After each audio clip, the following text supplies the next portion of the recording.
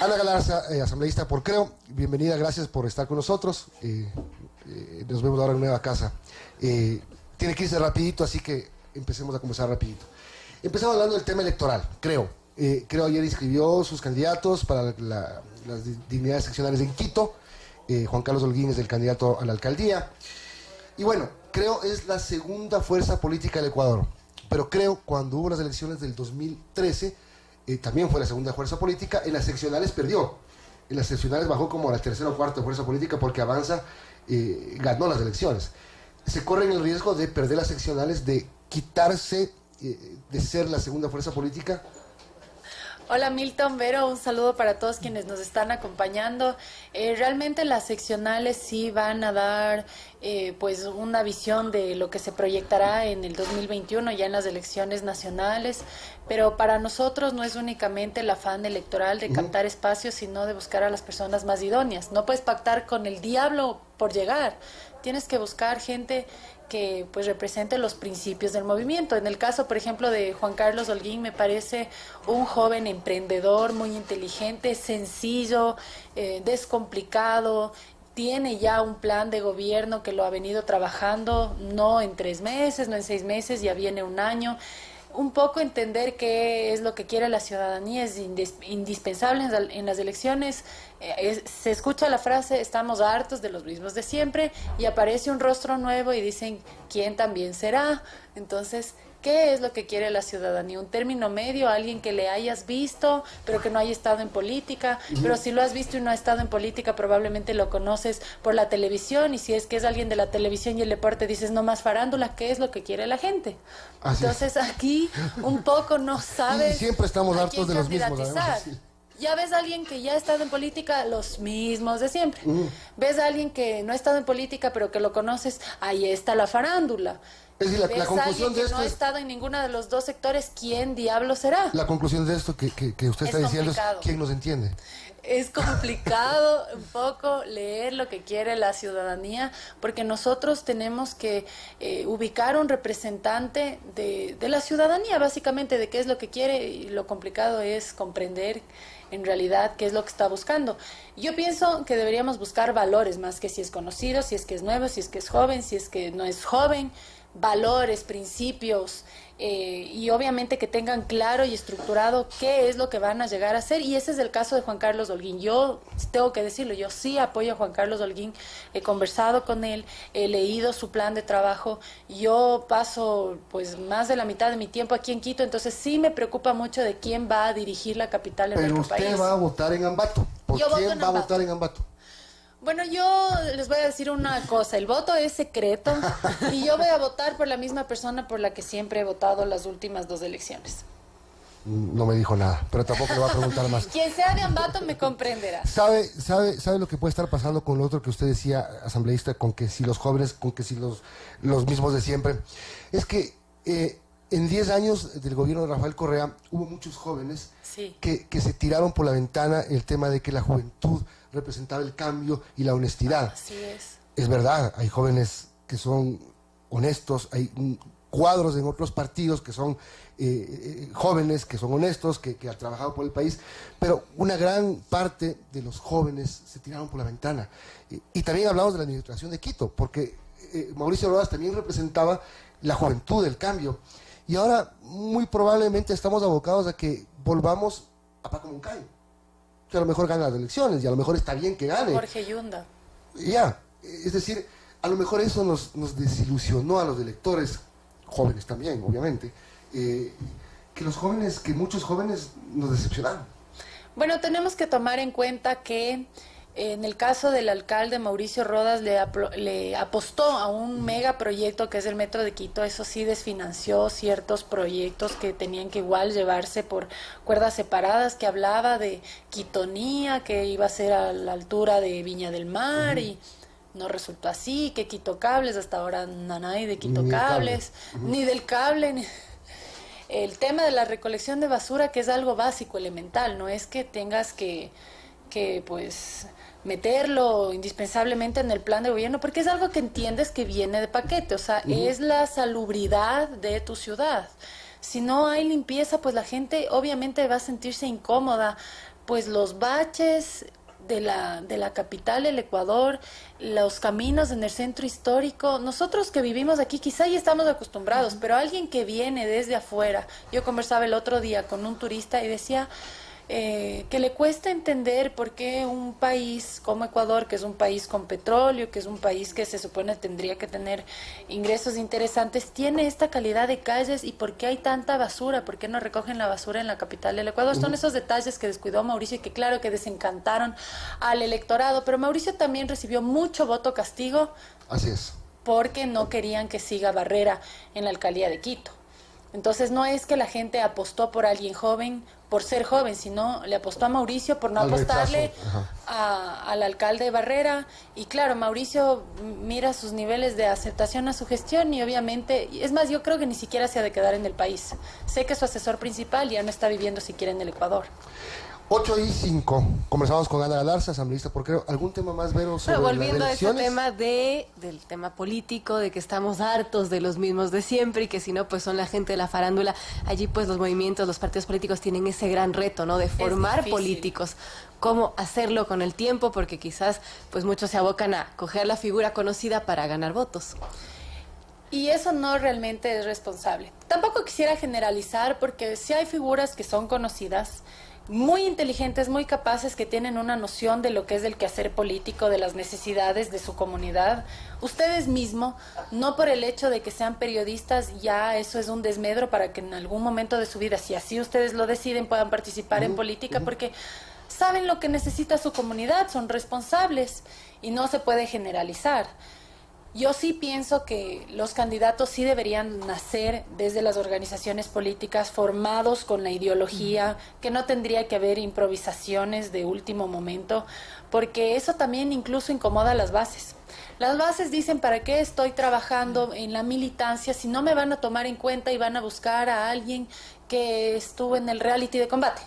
Y yo estoy aquí todo el tiempo militando, formándome en ideología, buscando propuestas y únicamente se fijan en los números. Pero es justamente por este tema de no saber realmente qué es lo que busca la sociedad. No queremos farándula, no queremos los mismos de siempre, no queremos nuevos. ¿Qué es lo que queremos? Yo pienso que en el fondo son todos esos pretextos por ya estamos azarados como sociedad de la clase política porque no se han visto los resultados que nos proponen en campaña. Pero ¿saben por qué no se ven los resultados que se proponen en campaña? Porque el celo político mucho boicotea la gestión de las autoridades. Y eso es hacerle un daño no a quien va a salir de su gestión, porque ya fue alcalde o ya fue presidente. Y eso nadie se lo va a quitar. Eso le afecta al país, eso le afecta a la ciudad. Y en el caso de Mauricio sí tuvo muchos inconvenientes también en el seno del Consejo de Quito. Yo no es que le esté justificando a Mauricio, pues ha tenido sus errores. Yo me quejo amargamente del tema de los baches y también la basura, que es una cosa que afecta a la salud, aparte del malestar, del olor, de lo feo que se ve, afecta a la salud de la gente. Pero estos temas se dan también porque cuando hay ese celo político, lo único que quieren ver es el fracaso en esa autoridad y no se dan cuenta que el fracaso de esa autoridad es el fracaso de la capital del Ecuador, del país en general, y en eso sí falta un poco de madurez política de parte de quienes están en el ejercicio político. Un tema de Asamblea Nacional, ustedes tuvieron dos asuntos importantes esta semana, la ley de comunicación y la proforma presupuestaria. Ustedes devolvieron con 17 observaciones la proforma al Ejecutivo, que se las devolvió con una nueva propuesta corregida. Coincidió que no votaron y se dio el anuncio de las medidas económicas del gobierno. Me parece que las fuerzas quisieron reagruparse dentro de la Asamblea para insistir en las 17 observaciones. No les alcanzaron los votos y entró por el Ministerio de la Ley. Pero de alguna manera sacudió el tema de las medidas económicas al tema de la proforma en la Asamblea. Bueno, las medidas económicas que se están tomando por parte del gobierno son necesarias, pero no son justas. Son necesarias porque no hay otra forma en la que el país evite declararse en default, porque no hay forma en la que pueda sostener este servicio a la deuda. La economía del país, el dinamismo no está llevándose como tendría que llevarse. estamos adquiriendo muchísima deuda. El presidente Lenín Moreno le está endeudando al país a diestra y siniestra. Eso fue porque en la asamblea le entregaron un cheque en blanco para que él se endeude sin techo, y eso es lo que está haciendo. Claro que sí, en mejores condiciones que las que se endeudaba el anterior gobierno, pero lo que tenemos que plantear son opciones, no trasladarle al ciudadano la factura de la farra, de la corrupción de la década pasada. Es que no es justo.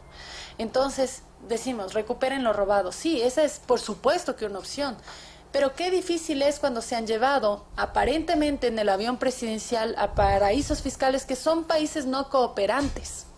¿Cómo recuperas? Ya se contrató por parte de la UAFE a una empresa que sigue la ruta del dinero, que se llama Kroll. Hay la ruta del dinero, pero llega a países no cooperantes y esos países, como se los llama, no cooperan. Entonces es sumamente complicado recuperar el dinero. Es que no les llama la atención tantos vuelos presidenciales sin tripulación. ¿Qué es lo que llevaban a un paraíso fiscal esos aviones presidenciales? Estaban horas y después regresaban. ¿Qué iban a solear la aeronave? Correa dice que aterrizaban en esos aeropuertos porque tienen poca autonomía y justo tenían que recargar el combustible.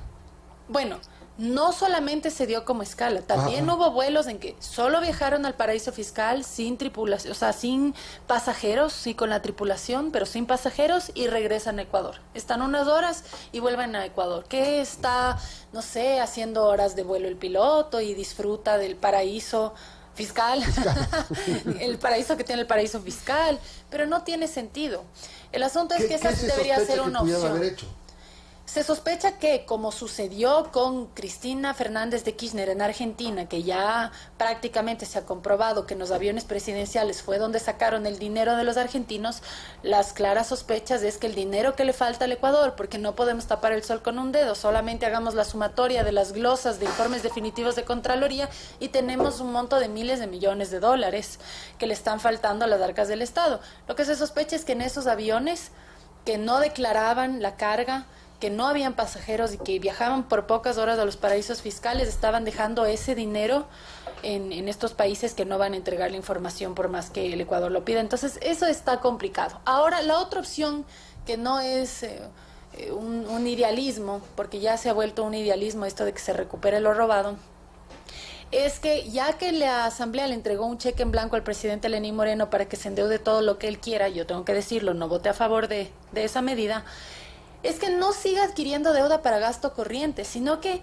haga una reestructuración de la deuda. ¿Qué significa la reestructuración de la deuda? Que adquiera una nueva deuda por el total de lo que estamos pagando en este momento, pero con mejores términos, a un plazo mucho más amplio y con intereses que no sean tan elevados como los que nos entregaron aquellos créditos China, y que es absurdo porque nos cobran intereses prácticamente que al chulco internacional, supuestamente por el riesgo país, pero además de esos intereses se comprometió una prebenda de petróleo como una garantía. Entonces no tiene sentido. Es obviamente que también ahí se ha señalado irregularidades en esas preventas por los intermediarios que tienen muchísima influencia en el gobierno del expresidente Rafael Correa y que también sigue teniendo influencia en el gobierno del presidente Lenín Moreno, la intermediación petrolera.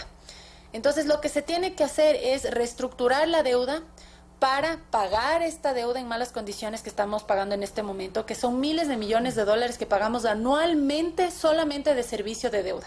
Estamos quitando 500 millones de dólares a salud. Eso es incluso hasta inconstitucional. ¿Cómo va a pagar la deuda con la plata que le sacan los ciudadanos? Por el tema de las gasolinas, por ejemplo. Porque más plata va a recaudar, por lo menos va a ser más visible la plata que se recaude por el incremento de la gasolina extra y Ecopaís que por el recorte del tamaño del Estado, que puede ser bien subjetivo. No es el primer recorte, es como el cuarto o quinto que el gobierno anuncia que lo hace, o que lo va a hacer. Sí es necesario que exista una disminución del Estado, porque hay mucho gasto corriente, hay mucha burocracia innecesaria donde cubren cuotas políticas. Ay, vea, yo le ayudé en campaña, deme, y le abren una partida innecesaria, un gasto más para el país. Eso sí pasa, eso sí se da. Bueno, ahora lo que han mencionado es que no van a haber despidos, pero que las vacantes ya no van a ser ocupadas. Me parece bien, se ha anunciado un recorte en los sueldos de los ministros y del jerárquico superior. Yo pienso que habría sido bueno aprovechar la oportunidad que venían elecciones del 2019 para plantear un referéndum, para cambiar la Constitución y disminuir el número de asambleístas. ¿A cuántos? Bueno, eso habría que plantearse ya cuando se lo presente al Consejo Nacional Electoral. Yo no podría decirle un número exacto, un número lo suficientemente óptimo como para que se puedan desarrollar. ¿Pero por qué una temas reducción legislativos. del tamaño del Congreso? Yo estoy en la Asamblea y sé que no todos actúan. Actuarán ¿Por 30. temas netamente económicos o por temas de estructura política? A ver, aparte del tema económico, porque cada asambleísta tiene sus asesores. Y sí representa una, véanlo como gasto o como inversión, independientemente de la labor que haga la asamblea. A veces gasto, a veces inversión. A veces gasto, a veces inversión, ya.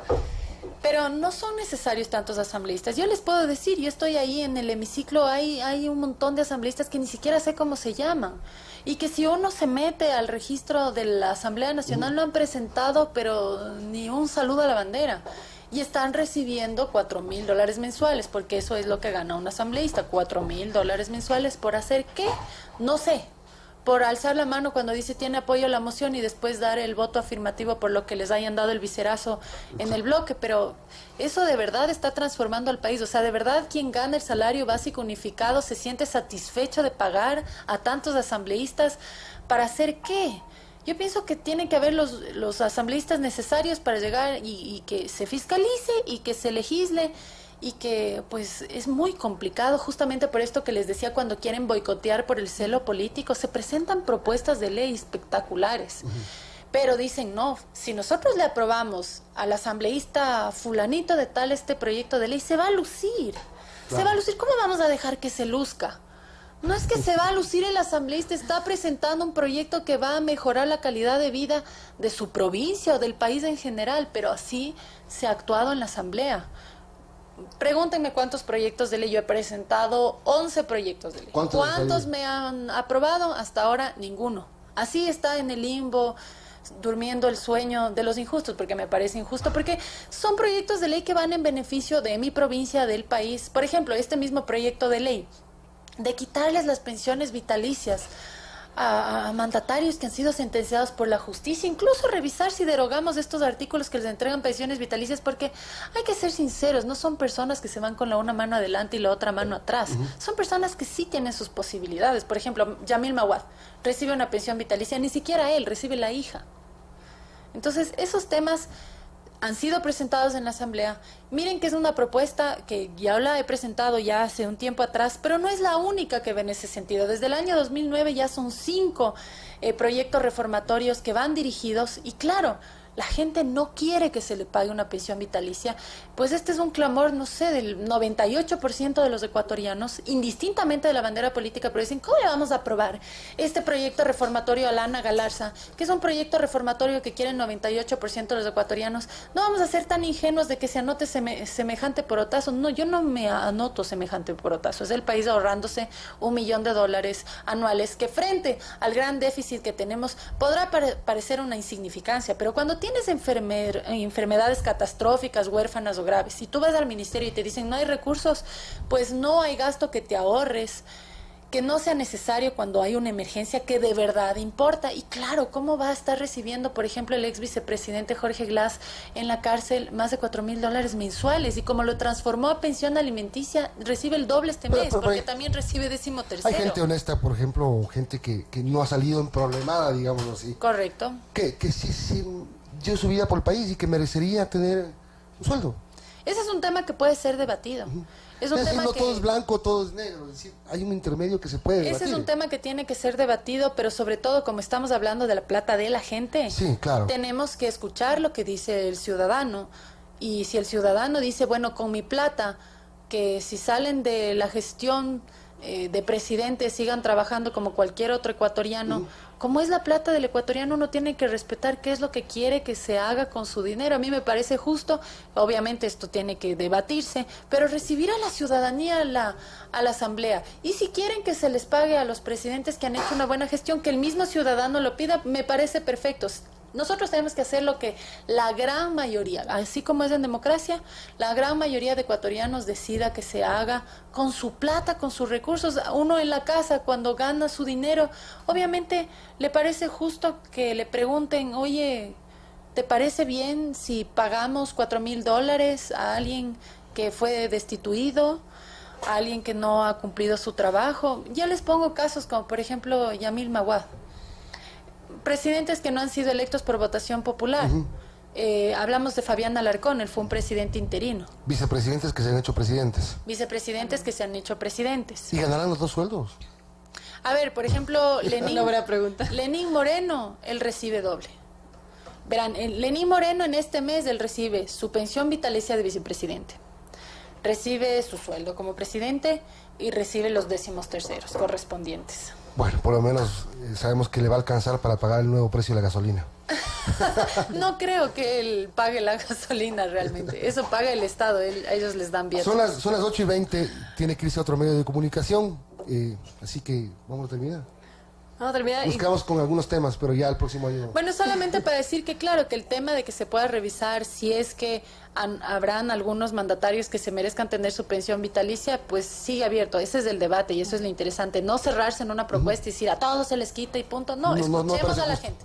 Escuchemos a la gente, escuchemos incluso a los exmandatarios si es que les es tan fácil después de ser presidentes volver a conseguir un trabajo y volver a su vida cotidiana. Claro. Eso es lo que tenemos que escuchar porque no podemos hacer leyes por coyuntura, por calentura, sino leyes que sean prácticas y que no sean injustas para absolutamente nadie. Gracias, Ana Galarza, asambleísta por Creo. Igual. 8:25, una noticia que dice así: si tienes una necesidad económica, pero tienes un inmueble y quieres venderlo, nosotros te lo compramos cash, nosotros te lo compramos de contado. Dice el actual juez de Pichincha, Henry Cáliz Ramos, en un video que circula en las redes sociales. La UAFE lo investigó por 6 meses en los periodos 2012-2018.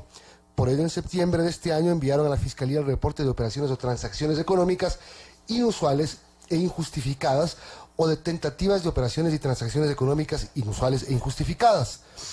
Según información de la UAFE, Cáliz y su núcleo familiar no habrían justificado 1.882.147,22 centavos. Un rubro que costaría la empresa, además, constructora y ferretera Cáliz Barragán. Diana Salazar, la directora de la UAFE, está con nosotros. Diana, gracias por acompañarnos. Y resulta que este juez la denuncia a usted.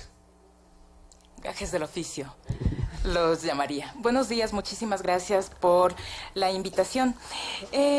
El reporte al que se hace referencia en los medios de comunicación, en las redes sociales, corresponde a uno más de los que la Unidad de Análisis Financiero y Económico ha remitido a la Fiscalía General del Estado. Durante el tiempo que estoy bajo la administración de esta entidad, hemos remitido alrededor de 17 reportes. Es decir, en donde se han evidenciado algunas operaciones inusuales e injustificadas y hemos podido identificar varias tipologías que podrían adecuar conductas penalmente relevantes. ¿De qué le acusa este juez? El ciudadano me acusa de la falsa incriminación al lavado de activos. Es una conducta que está prevista en el Código Orgánico Integral Penal y que correspondería a realizar falsas imputaciones o acusaciones. Aquí valdría hacer una aclaración. La UAFE no realiza imputación a persona alguna. Imputación realiza la Fiscalía General del Estado como la titular de la acción por mandato constitucional. La labor que realiza la Unidad de Análisis Financiero y Económico es como su nombre lo indica, análisis. Análisis y reportar. Los funcionarios públicos somos responsables no solamente por las acciones, sino también por las omisiones. Si nosotros dejamos de cumplir con nuestro trabajo por esta clase de amedrentamientos, pues vamos también a ser responsables por esto. ¿Y usted qué está haciendo para defenderse de la acusación? La Unidad de Análisis Financiero y Económico, a través de la Coordinación Jurídica, ha presentado los escritos correspondientes, se ha señalado casillero judicial, se han solicitado diligencias que únicamente tienden a distraer la actividad propia, no solamente de la unidad, sino de la Fiscalía, porque no debemos concentrarnos en el cumplimiento de la función de los funcionarios públicos, sino en tratar de descubrir estas otras organizaciones criminales, de velar a aquellos funcionarios que ven en la función pública como un medio para enriquecerse. Hacia allá debe estar concentradas las investigaciones. $1.800.000 que no se habrían justificado. Es una cifra altísima para un juez. En realidad, esta información está en el marco de una investigación previa. Por tanto, la Unidad de Análisis Financiero y Económico no se puede referir a esos rubros.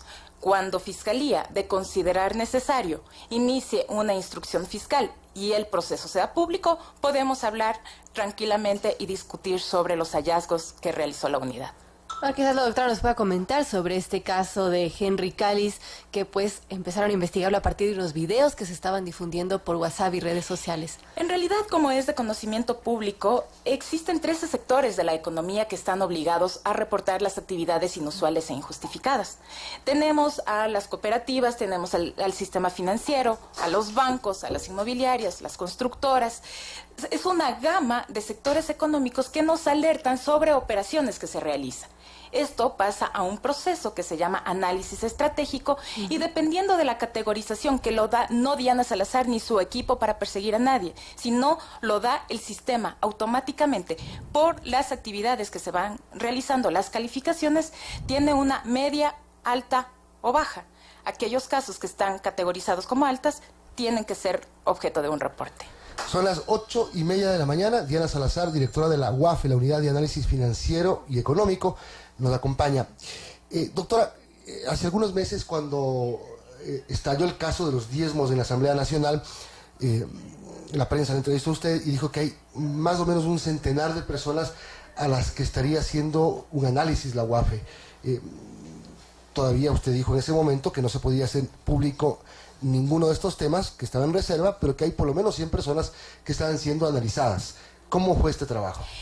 Este centenar de personas que son objeto de una revisión o un análisis por parte de la UAFE obedece a la petición propia de la Asamblea Nacional. Nosotros tenemos que dar contestación a esto. Sin embargo, este resultado no puede ser entregado a los medios de comunicación, no puede ser entregada a los peticionarios de la información, sino que tiene que seguir el canal correspondiente. ¿Cuál es el canal correspondiente?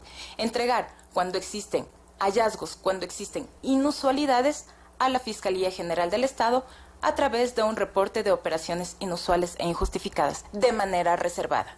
¿Ustedes terminaron ya ese análisis?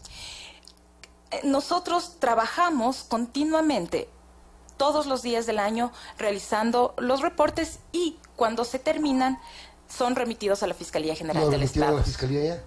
Algunos reportes, como le he dicho, hemos remitido 19 reportes de operaciones inusuales e injustificadas. Lógicamente, tienen carácter reservado y Fiscalía General del Estado ya es responsable del uso y manejo que se dé a la información, como en el caso puntual con el que iniciamos la entrevista. Ok, el trabajo de la UAFE. ¿Usted llegó hace cuánto tiempo ya a la UAFE? El 20 de febrero, alrededor es decir, van 10 meses. 10 meses. ¿Cómo ha sido el cambio de trabajo de ser una fiscal que tuvo muchos casos importantes, calientes, a trabajar en la UAFE? Y como usted dice, el trabajo es diferente porque hacen análisis, estudian casos y la fiscal es la que acusa, la que persigue los delitos. Es decir, ese cambio de rol importante para usted. Es importante, pero fortalece la visión desde el campo investigativo previo porque nos ha ayudado a redireccionar la elaboración de los reportes. Antes, un reporte de operaciones inusuales e injustificadas era un documento hasta cierto punto que asustaba. Hemos tratado de ir mejorándolo, haciéndolo más amigable para el operador de justicia, haciendo hincapié y realce en los hallazgos, de tal manera que los abogados, que no sabemos mucho de números, tengamos la posibilidad de entender a qué se refiere cuando estamos enviando un reporte. Es importante el trabajo de la Unidad de Análisis Financiero, toda vez que entrega los insumos para que la Fiscalía General del Estado pueda realizar sus investigaciones. Damos respuesta a las peticiones también de la entidad y vamos coadyuvando. Además, que por primera ocasión la Unidad de Análisis Financiero y Económico, pese a que en la ley consta desde el 2016, es parte como sujeto procesal en aquellos procesos que se han iniciado por lavado de activos. Tiene usted una serie de datos del trabajo de la UAFE. En realidad son cifras. Por ejemplo, de los 13 sectores de la economía, que son 7.227 sujetos obligados, son 7.227 personas naturales y jurídicas que día a día alimentan la base de datos de la Unidad de Análisis Financiero y Económico, adicionalmente a la información que nos proveen nuestros homólogos a nivel internacional. 7.227, ¿quiénes?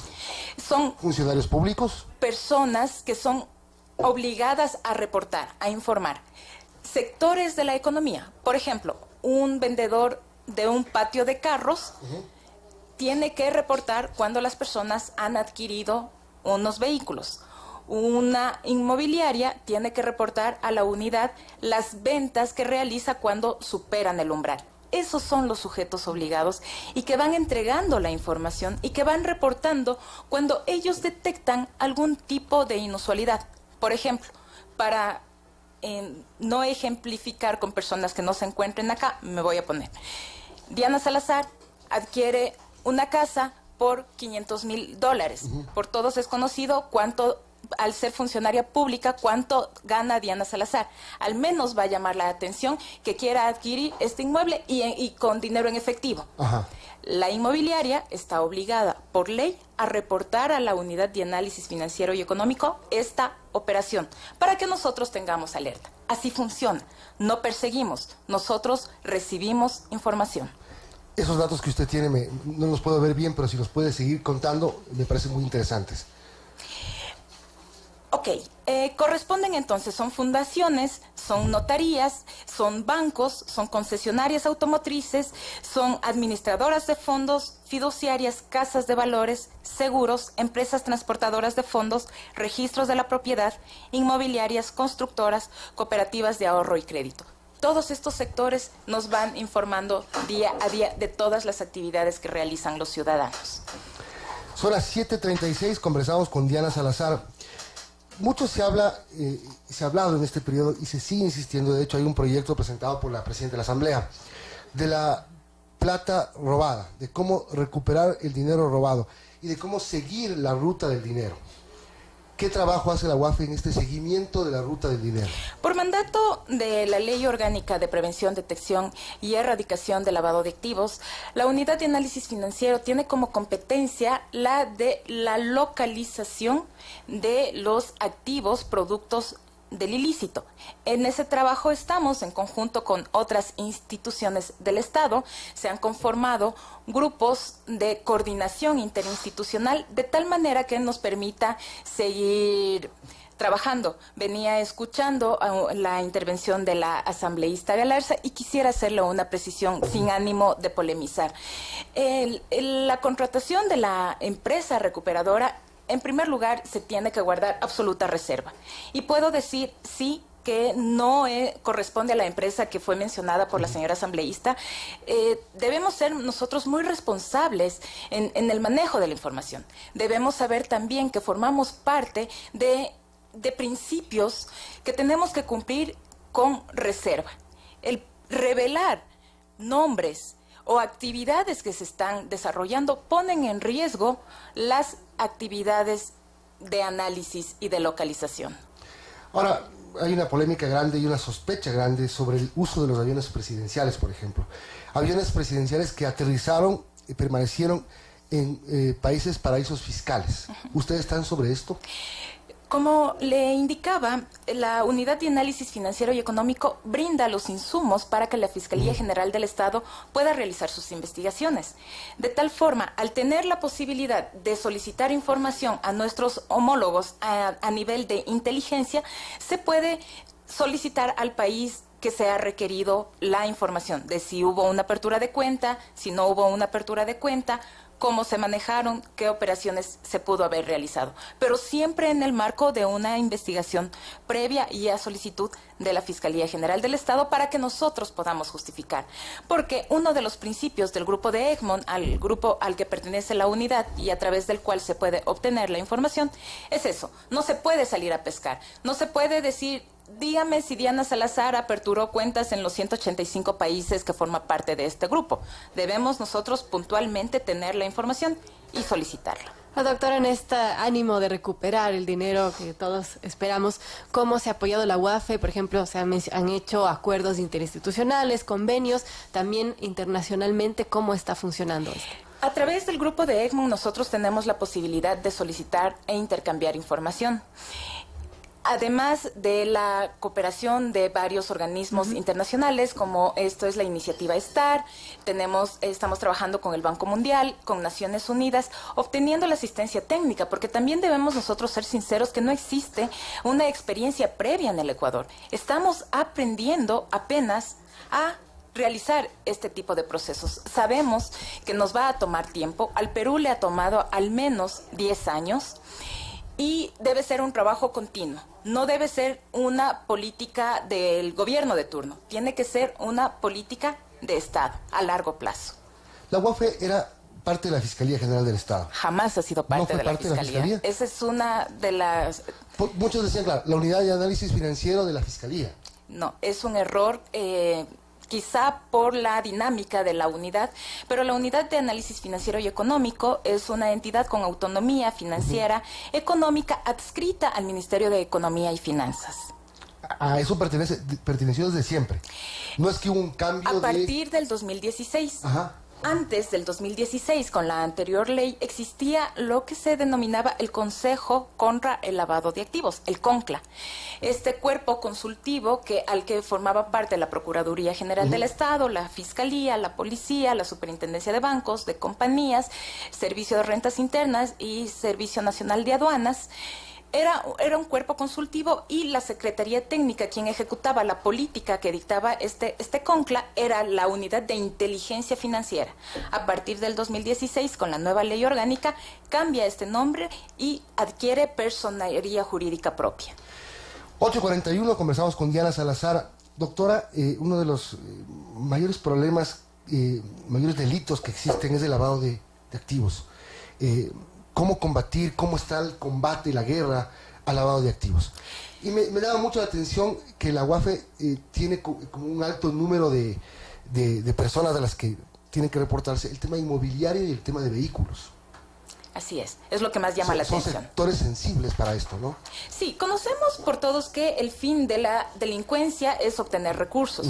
Una vez que se obtienen estos recursos, tienen que ser insertados en el sistema financiero y económico de alguna manera, dando la apariencia de legalidad. Ese es el proceso de lavado de activos. Entonces, si tenemos un alto índice de criminalidad organizada, un alto índice de cometimiento de delitos contra la administración pública, de delitos relacionados con la corrupción, es lógico que las tendencias para tratar de dar la apariencia de legalidad a esos activos obtenidos ilícitamente van a tener que subir, que es lo que tratan de hacer. Y hemos tenido los casos en los últimos días. Tratan de adquirir bienes inmuebles, vehículos de alta gama, porque así se manifiesta el crimen. Esa es una modalidad, esa es una tipología. La responsabilidad está en estos sectores, en estos sujetos obligados, en que no únicamente no les corresponda vender, porque por supuesto suena atractivo que a un constructor le adquieran su casa en efectivo. Ajá. Pero no se trata de eso. Necesitamos responsabilidad social, saber también con quién me relaciono, con quién hago mis operaciones financieras y económicas. Es un tema de conciencia, y en eso también hemos trabajado en estos últimos meses, de tal manera que tenemos a 15,000 personas que han sido capacitadas en temas de prevención. Saber identificar cuáles son las alertas, cuáles son los riesgos para que a nosotros nos puedan informar. La UAFE no está en cada una de las actividades financieras y económicas que se desarrollan en el país. Está el sector privado, están los empresarios, son ellos quienes tienen que coadyuvar en esta tarea para combatir el lavado de activos. Doctor, hablando de corrupción, según la Comisión Nacional Anticorrupción, que ha estimado que son unos 70,000 millones de dólares el perjuicio al Estado, lo que pues se han llevado, y de esta cifra 35,000 millones serían por corrupción, otros 35,000 millones por el mal manejo en la adjudicación de obras.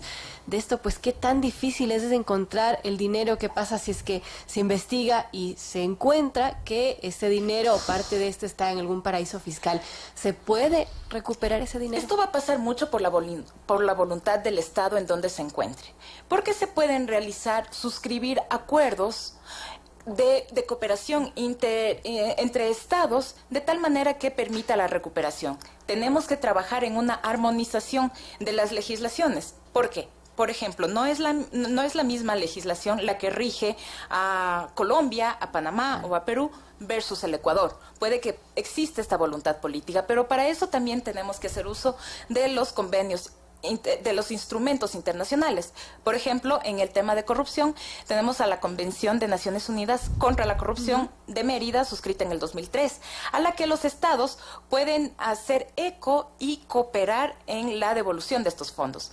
Existe una dinámica a nivel mundial y han dicho, aún incluso aquellos conocidos como paraísos fiscales, no queremos más tener esa lacra de tener dinero de la corrupción. Nosotros lo vamos a devolver, pero hay que seguir los canales legales correspondientes. En el tema del lavado de activos, la banca, el sistema financiero es uno de los principales filtros, quizás. ¿Cómo está trabajando la banca? Y la banca es uno de los sistemas más fortalecidos por los controles que se han venido realizando. Hemos suscrito también convenios de cooperación, de intercambio de información, tanto para prevenir, para capacitar a los sectores y también para que nos entreguen información. Ahora la banca hemos llegado a tal nivel de coordinación que ya no basta con remitir los informes, los ROS, vía electrónica, y que en muchas ocasiones es el sistema el que califica como alto, medio o bajo. Cuando existen casos puntuales que pueden ser de alta relevancia, estamos coordinando de manera personal con los sujetos obligados del sistema financiero para darle mayor seguimiento a esos casos y que no quede simplemente en un archivo todos esos reportes. En días pasados, doctora, hubo una tendencia en las redes sociales proponiendo su nombre como candidata a fiscal general del Estado. ¿Qué le parece? ¿Qué opina primero de ese apoyo que surgió en las redes sociales y de esa posibilidad? Bueno, eso implica una alta responsabilidad, es el clamor ciudadano, pero también hay que detenerse a pensar qué quiere Diana Salazar para el futuro, qué quiere Diana Salazar y su familia para ello. Estamos entiendo que no está en curso o en marcha el concurso. No sé las condiciones, no sé los requisitos y habría que hacer un análisis exhaustivo de qué es lo que queremos y qué va a querer también el país, qué queremos para el país. Pero el concurso tiene que establecerse cuanto antes, porque estamos con un fiscal encargado, una fiscal encargada, y tiene que resolverse cuanto antes. Ya los consejeros de participación transitorios deben sacar el reglamento. Se discutió mucho, por ejemplo, una propuesta de que ya está el reglamento, porque quedó fuera la propuesta de Julio César Trujillo de implementar el polígrafo, el detector de mentiras. Y que habría sido una buena iniciativa. ¿Usted se hubiera sometido? Me habría sometido. De hecho, los funcionarios de la Unidad de Análisis Financiero y Económico tenemos que someternos 2 veces al año a pruebas de confianza. Que no solamente se trata de sentarse frente a una máquina y decir si ha cometido o no ha cometido algún acto indebido o que atente en contra de las funciones, sino también hacer un análisis integral. Se hace un análisis socioeconómico. ¿Cuál ha sido el crecimiento el crecimiento o el incremento patrimonial de este funcionario? También se hace el análisis, pruebas psicológicas para ver si está preparado para ejercer una función. Porque no basta únicamente con tener la mejor calificación, con tener 20 y luego no tener la capacidad para dirigir una entidad, o con sentarse en la silla y decir, sí, yo paso el polígrafo, y no tener la entereza o la valentía para enfrentar a las organizaciones criminales. Entonces tiene que ser pruebas integrales de personalidad, aún incluso para quienes vayan a postular para esto. Bueno, ¿le gustaría ser fiscal general del Estado? Ahora estoy en la Unidad de Análisis Financiero y Económico. ¿Y más despuesito? Más despuesito, no sé lo que pasa más despuesito. Quizá vaya a desayunar más despuesito. Doctora, ¿cómo evalúa este año que ha estado a cargo de la UAFE? Ha sido un año positivo, me ha permitido conocer de mejor manera lo que es la administración pública. Ahora estoy con personal, que es distinto el trabajo investigativo. Ver los dos lados siempre es importante. Me ha permitido también ir fortaleciendo los sistemas dentro de la unidad y vamos a iniciar ya el siguiente año. Finalmente hemos terminado las negociaciones con el Banco Mundial y vamos a arrancar con esta evaluación nacional de riesgos, porque siempre digo, no podemos administrar la medicina cuando no sabemos cuál es el estado del paciente. En eso vamos y podría atreverme a decir que ha sido un año positivo incluso para el Ecuador, para la ciudadanía. Tiene que ir recuperando la confianza en sus funcionarios. Aunque debemos tener paciencia, pero debemos tener también la posibilidad de confiar, de saber que estamos haciendo las cosas bien. Son las 8:49. Gracias, doctora Diana Salazar, por acompañarnos. Suerte en sus funciones, que son tan delicadas, y ahora justamente en medio de una denuncia que enfrenta por un juez que tiene unas operaciones injustificadas, que la UAFE la está trabajando. Gracias, doctora Salazar. Muchas gracias a ustedes.